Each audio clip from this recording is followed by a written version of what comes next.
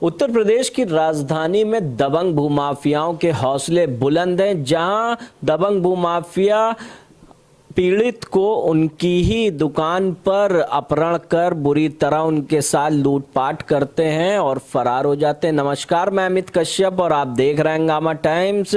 इस वक्त की जो ताज़ा खबर उत्तर प्रदेश की राजधानी से आ रही है, अपराध जगत की, आपको बता दें राजधानी में दबंग भूमाफियाओं के हौसले बुलंद हैं। न वह न्यायालय के आदेश को मान रहे हैं, ना ही वह पुलिस प्रशासन के आगे नतमस्तक हो रहे हैं। तो कहीं कहीं ना आपको बता दें कि उत्तर प्रदेश की राजधानी के गाजीपुर थाने का ये मामला है, जहां पर दबंग भूमाफिया अखंड प्रताप सिंह ने दुकान तो कब्जा ही कर ली, साथ में दुकान के मालिक को अपहरण कर उसकी बुरी तरह पिटाई कर उसके कीमती जो सोने की उनकी चेन थी और हाथ की ब्रेसलेट और उनका कीमती मोबाइल भी तोड़ फोड़ दिया।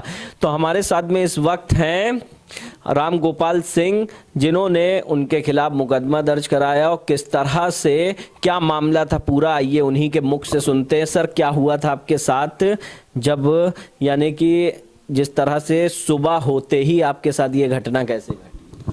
सबसे पहले हमारे पास एक फ़ोन आया जी। उसमें कहा गया कि आपके दुकान पे ताला तोड़ दिया गया है। किस व्यक्ति का सर फोन था? वो था एक सफाई कर्मी है, अली नाम है, इतना ही मैं जानता हूँ। बाकी उसको शक्ल से पहचानता हूँ क्योंकि वो बहुत पुराना सफाई कर्मी है। और बाकी उसने कुछ नहीं बताया, इतना ही बताया। हमने कहा ठीक है, मैं आ रहा हूँ। मैं पहुँचा वहाँ पर अपनी गाड़ी लेके, मेरी पत्नी भी साथ में थी। इसके बाद में मुझे लगा कि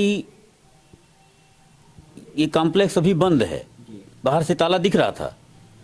तो मैंने फिर उस जिस नंबर से फ़ोन आया था उससे कॉल किया जी। फिर उसको हमने पूछा कि भाई ये यहाँ तो सब बंद है। बोला नहीं सर, वो दोनों तरफ से ताला तो बंद है, लेकिन बीच में एक गेट वो खुला हुआ है। फिर मैंने कहा कि ठीक है।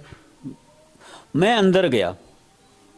जैसे ही ये लोग दुकान खोल के बैठे हुए थे, सवेरे 7 बजे, 7:20 हो रहा होगा लगभग मैं बता रहा हूँ, जो भी 7 या 8 के बीच में जो भी टाइम हुआ हो, उस समय ये इतनी ठंडी में दुकान खोल के बैठे थे। तो कौन कौन सर वो थे? उसमें एक तो अखंड प्रताप सिंह थे जी। दूसरा एक और था राघवेंद्र सिंह जी, जिनका पूरा पता मैं बताऊंगा आपको। और 2 और थे जिनमें मैं दोनों को पहचान सकता हूं। एक की तो फोटो भी हमारे पास है, जिसको मैं पहले एक बार बातचीत करने के लिए गया था, तो उस समय वो मौजूद था दुकान में, तो उसको मैं बता सकता हूं। सर, उसके बाद क्या हुआ वहां पर? किस तरह से आपके ऊपर हमलेवर हुए वो लोग? सब जैसे मैं मोबाइल से अपना वीडियो बनाना शुरू किया जी, तुरंत एक आदमी जिसकी बात कर रहा हूं, उसने तुरंत मेरा मोबाइल छीना और पटक के तोड़ दिया। उसी समय अखंड प्रताप सिंह ने मेरी गर्दन पकड़ी और घसीटते हुए नीचे बेसमेंट में लेके गए। वहाँ हमारे साथ मारपीट हुई और मेरा मोबाइल ये ब्रेसलेट हाथ से छीन लिया। आप देख लीजिए, अभी भी दाग लगी हुई है। आप देख रहे हैं यहाँ पर जो राम गोपाल सिंह है, पूर्व नौसेना अधिकारी, इनके हाथों पर उस ब्रेसलेट को जिस वक्त छीना गया उससे यहाँ पर चोटिल भी हुए। ये गर्दन पर भी इनके चोट चेन लगी है। आपको मैं स्क्रीन पर दिखा रहे हैं कि किस तरह से इनके साथ में लूटपाट और डकैती की घटना को अंजाम दिया गया। सर, फिर उसके बाद क्या हुआ? उसके बाद में मैं चिल्लाया। मेरी वाइफ बाहर गाड़ी में थी, वो भी रोने लग गई, चिल्लाने लग गई। तब तक कोई एक राहगीर कोई आ रहा था, उन्होंने आके बीच बचाव किया और तब तक मैं अपना किसी तरह से मोबाइल लेके भाग के गाड़ी में बैठ गया। गाड़ी में बैठ के मैं तुरंत थाने पे पहुंचा, गाजीपुर थाने पे पहुंचा। वहाँ मुंशी जी जो भी काउंटर पे बैठते हैं, उनको मैंने अपना मोबाइल दिखाया। हमने कहा ये घटना हुई है, पूरी घटना हमने बताई, किस तरह से मेरे साथ मारपीट और ये घटना की गई है। मैं एक सेना का पूर्व अधिकारी हूँ, नौसेना का, और मेरी जो उम्र है आप देख ही रहे हैं, रिटायर्ड हूँ, सीनियर सिटीजन। मैं खुद ही नहीं सेना का अधिकारी हूँ, हमारे पिताजी इंडियन आर्मी में राजपूत रेजिमेंट के सिपाही थे जिन्होंने विश्व युद्ध लड़ा हुआ है। आप देख लीजिए, उनकी तस्वीर यहाँ पे लगी हुई है और इन्होंने विश्व युद्ध लड़ा हुआ है। हमारी माता जी हैं 85 साल की, बीमार चलती हैं, वो हैं। मैं इस कंडीशन में नहीं था कि मैं इन लोगों से मतलब इस तरह का रिएक्शन झेल सकूं। बाद में पुलिस ने अपना एक्शन लिया, FIR दर्ज की और इन्वेस्टिगेशन चल रहा है। तो सर वहाँ पर जैसे कि आपको क्या जान से मारने की धमकी या किसी तरह की और यानी कि आपको धमकी भी दी गई? जी हाँ, जान से मारने की धमकी नहीं, जान से मारने की कोशिश की गई। जब आदमी किसी का गर्दन पकड़ के दीवार में सटा रखा है, जान से मार सकता था उसी समय।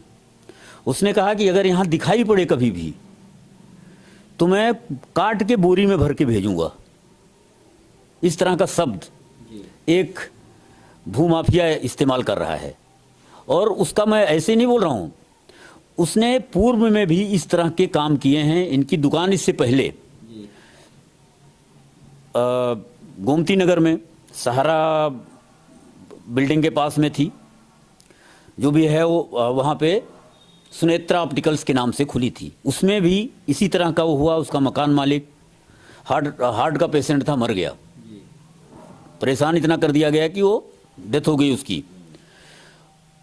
इनके बड़े भाई रुद्र प्रताप सिंह, जो इस्माइलगंज 2 के सभासद थे, इस समय उनका नौकर समीर पाल सभासद है, जिसके लिए इन्होंने हमें कई बार बोला हमारे बारे में पता कर लेना, हमारे बारे में पता कर लेना, लेकिन मैंने ज़रूरत नहीं समझा। मैं एक सैनिक हूँ, मैं किसी के बारे में पता नहीं करता हूँ और ना ही हमें किसी से डर लगता है। कोई कितना भी बड़ा माफिया हो, कुछ भी हो, मैं सच्चाई के रास्ते पे चलता हूँ और सच्चाई के रास्ते पर ही चलूँगा। तो सर जैसा कि आपके साथ में इतनी बड़ी घटना घटी और पुलिस ने इसको देखते हुए मुकदमा भी दर्ज किया और आगे की कार्रवाई भी कर रही है, तो सर जिस तरह से आपको आपके परिवार वालों को जान माल का खतरा है दबंगों से, क्या गुहार लगाएंगे उत्तर प्रदेश के मुख्यमंत्री? मैं माननीय मुख्यमंत्री जी से अनुरोध करूंगा, रिक्वेस्ट करूंगा कि अगर संभव हो तो हमें पुलिस सुरक्षा मुहैया कराई जाए।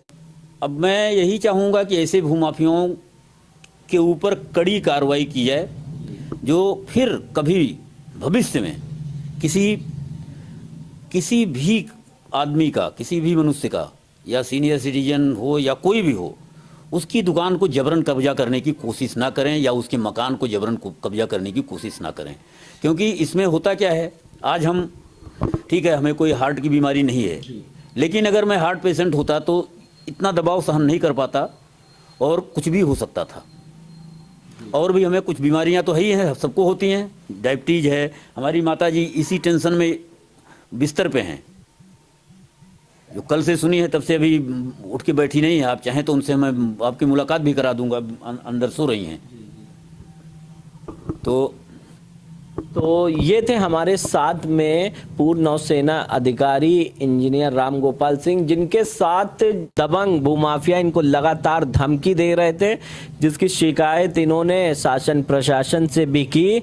लेकिन इतनी बड़ी घटना घटने के बाद पुलिस ने मुकदमा दर्ज किया है और कहीं ना कहीं पीड़ित परिवार न्याय की गुहार लगा रहा उत्तर प्रदेश के मुख्यमंत्री से कि उनको सुरक्षा दें, ऐसे दबंगों के ऊपर शिकंजा कसें कि ताकि वह किसी सीनियर सिटीजन के साथ इस तरीके की अभद्रता ना कर पाएं, उनके ऊपर जानलेवा हमला ना कर पाएं। इन्होंने इस वक्तव्य में अपने ये भी बताया कि इस घटना से आहत होकर इनकी जो माता जी हैं 85 वर्षीय, वह भी काफ़ी बीमार हो गई हैं और कहीं ना कहीं भय का जो दहशत का माहौल परिवार में बना हुआ है कि ऐसे दबंग कभी भी इनके घर पर हमलावर हो सकते हैं या कहीं सड़क पर इनको बड़ी षड्यंत्र के तहत कोई नुकसान पहुंचा सकते हैं। कहीं ना कहीं पुलिस प्रशासन से ये गुहार लगा रहे हैं कि ऐसे दबंगों के ऊपर कड़ी से कड़ी कार्रवाई हो, ताकि वह किसी और सीनियर सिटीजन के साथ में इस तरीके की घटना को अंजाम न दे पाए